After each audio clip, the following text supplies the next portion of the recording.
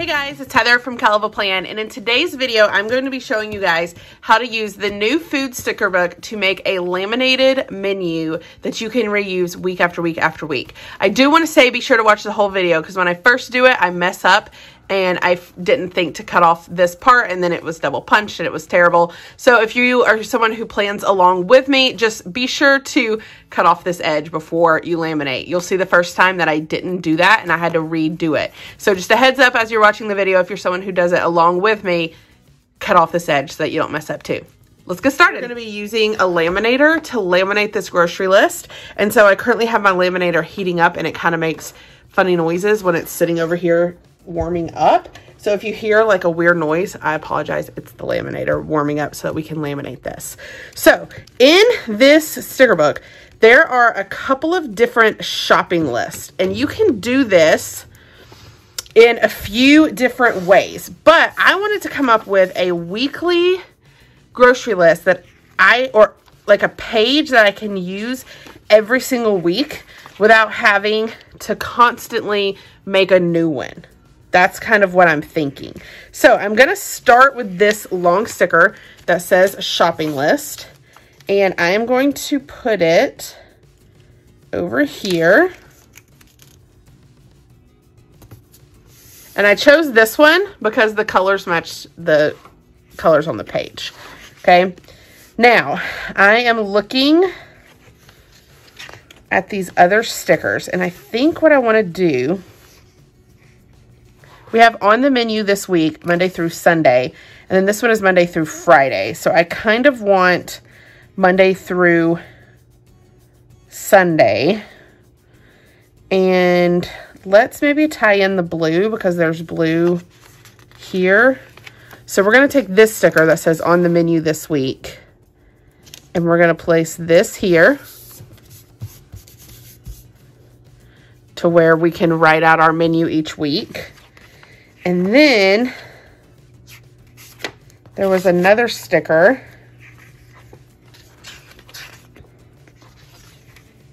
So these say snack ideas.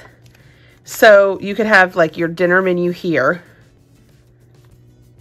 You could have your snack list here.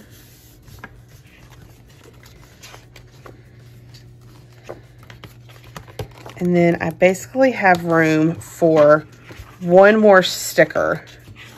So I'm trying to decide if I want to put like a fun quote and let these be my two planning sheets and this be my shopping list.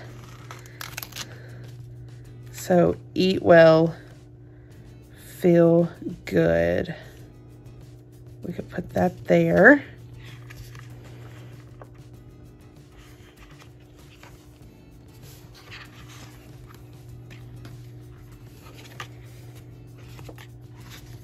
And then we could put some food stickers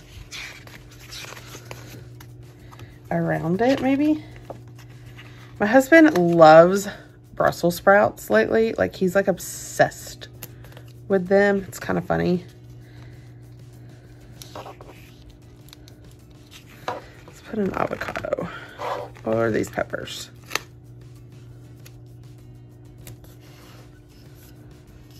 Now, you could do the same thing on the back if you wanted to have two shopping lists. You really don't need two shopping lists. So actually, I think I'm going to put this long sticker back because we're going to laminate this. You don't really need. But on the back, if you're somebody who like, you could make your shopping list here, and then if you're someone who wants to be able to break it up into the different categories in the grocery store, you could do that on that sticker. And then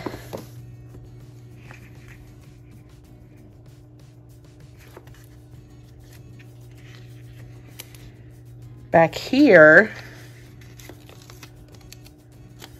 you could put some of your favorite recipes so that like during the week, you know, sometimes, I don't know about y'all, but sometimes me and Matthew will be like, oh my gosh, this sounds so good. We haven't had this in a while. And we name like a certain food.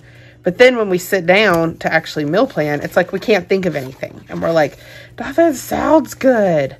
But these could be good for those times during the week when you talk about things that sound good and then you may not remember them later. You could write them in there. So then I'm going to go back over here and get some food stickers.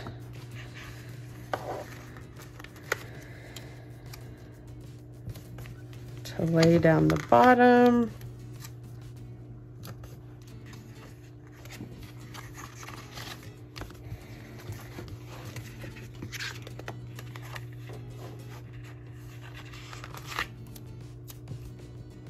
I may put some of those same food stickers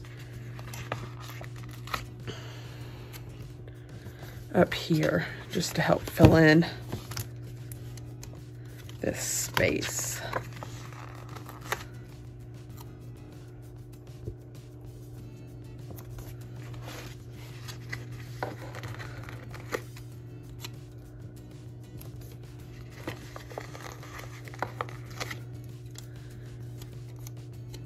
Okay, so once you make your page, sorry if that was cut off on the bottom.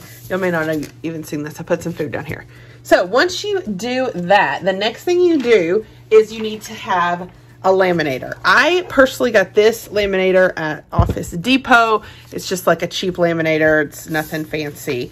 But you can take this and put it in your envelope. Now, I actually have like you could technically fit 2 pages in this lamination pocket.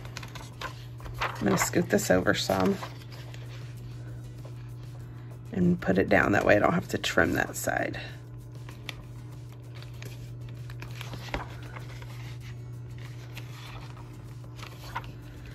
And so instead of just letting this whole thing go to waste, I'm just going to laminate a blank page because I could use this in my planner to take notes that I then want to erase. So that way it's not just going to waste, okay?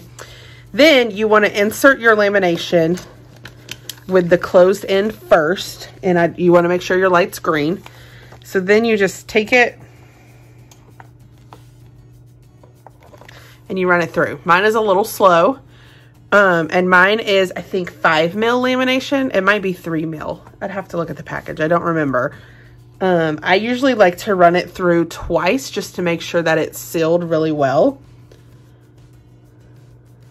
But I'm going to run it through and then I will show you guys a Happy Planner punch, like the blue punch that comes from the Happy Planner, is only built to punch paper. And so once you laminate something, you can't punch it with your Happy Planner punch. It just won't punch. So what you have to do is you have to use a different punch. So I will show you guys I personally have the arc punch, and I ordered it on Amazon. It was cheaper on Amazon. You can get it at like Office Depot, Office Max, but it is cheaper. It was cheaper for me on Amazon. So I'll link that in the description, but it looks like this. It's like this huge punch. One thing to know about this punch is I call them the stems of the mushroom. I say that these little punched holes look like mushrooms. So the stem is a little bit shorter on the arc punch than it is the Happy Planner punch. So that's something to keep in mind, but it's not like a deal breaker. So one thing that something I probably should have done actually before I ran these through the laminator, but I didn't even think about it, is I probably should have cut off the edge that had the punch on it, because I'm not going to be able to punch it right back, and that might drive me crazy. So I'll show you what I mean. So if you're doing this is about to come out of the laminator, and then I'll show you guys. It's very hot. The laminator got very hot today. Okay. So then I'm just going to turn it off and scoot it back over. What I mean is I should have trimmed this off, and I honestly did not think about it until just now. If I could redo this, that is what I would do, because I'm not going to be able to punch it exactly back here. Now you could maybe try and use like scissors if you really wanted to get it back there. Maybe I'll try that here and see if it works, but I should have not done that. Okay, so then you just want to take your paper trimmer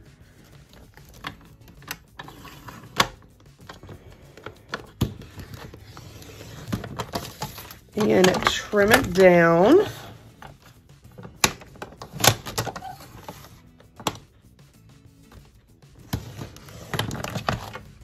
Okay, you want to be sure to leave, I probably cut that too close.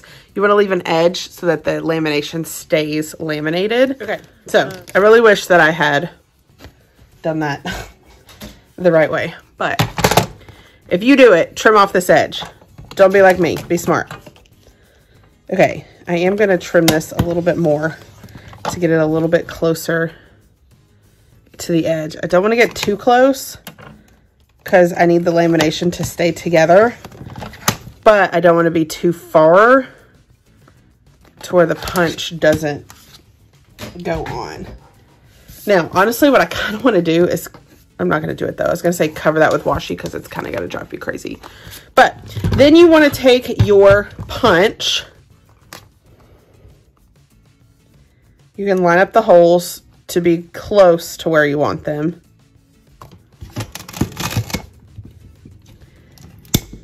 And then punch. Why you should not leave these, because the holes are not lined up and that's going to drive me crazy. I'm going to have to remake this. But now that it's laminated, what you can do each week is grab an Expo wet erase and you can write on here. So you could say Brenner, tacos, Alfredo, steak, chicken and veggies, date night. Okay, you can write them down here. Let's zoom this in some. And then you can write your shopping list, and it isn't going to wipe off. You just got to let it dry, and then it will stay on there. But then when you're ready to wipe it off, you would just take a wet rag. Oh, this isn't wet. It's dry now. But you would take a wet rag and it comes right off.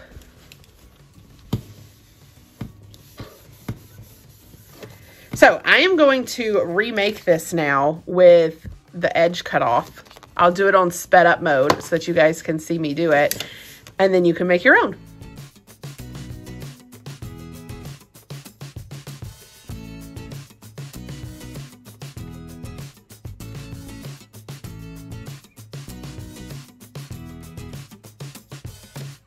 And just like that, I have made myself a new one that is punched the right way. I also used a corner rounder. I don't know if you saw me, if you noticed me do that, but I liked the edges to be a little more rounded. And it's basically the same thing, but I trimmed off this part so that the holes look right. And then I can take my planner and let's open up to next week. In my planner. And then this can go in my planner.